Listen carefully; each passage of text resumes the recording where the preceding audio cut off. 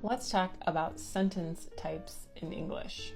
Today's lesson is probably going to be most useful for those of you who need to do writing in English. Before we talk about the 4 different sentence types in English, we need to review the difference between an independent clause and a dependent clause.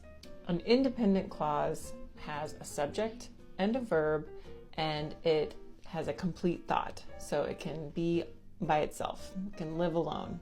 A dependent clause also contains a subject and a verb, but it doesn't contain a complete thought.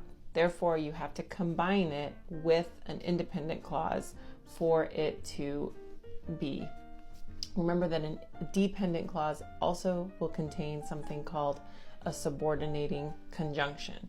Now, some very common examples of subordinating conjunctions are because, while, since, although, and even though. Those are just a few. All right, so our first sentence type is the simple sentence. And a simple sentence contains one independent clause. An example would be, I enjoy reading books. I is our subject, enjoy is our verb, and the complete thought is, I enjoy reading books, period. Another example, my cat likes sleeping in the sun. My cat, subject, likes, verb, sleeping. My cat likes sleeping, and I added a prepositional phrase, in the sun, but this is still just one independent clause. Our second type of sentence is what we call a compound sentence. And a compound sentence consists of at least 2 independent clauses. So I could have the independent clause, my sister likes reading books. I could have the other independent clause, my sister also likes watching TV, and I could put those together. My sister likes reading books, but she also likes watching TV. That is a compound sentence.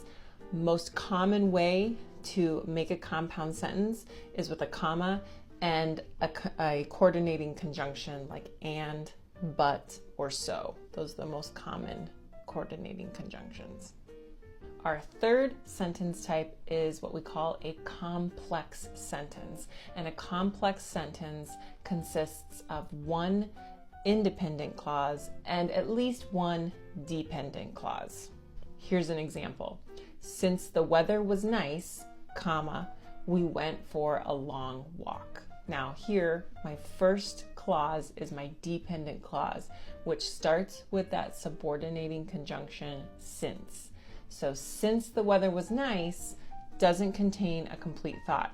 We need that independent sentence to finish it. Since the weather was nice, comma, we went for a long walk. We could also switch the order and we could start with our independent clause. We went for a long walk since the weather was nice. In that case, we don't really need our comma anymore.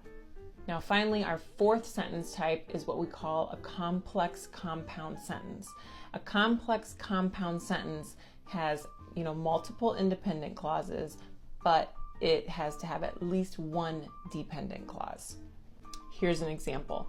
While I was making videos, comma, my husband was making dinner, comma, and my cats were doing nothing. Typical.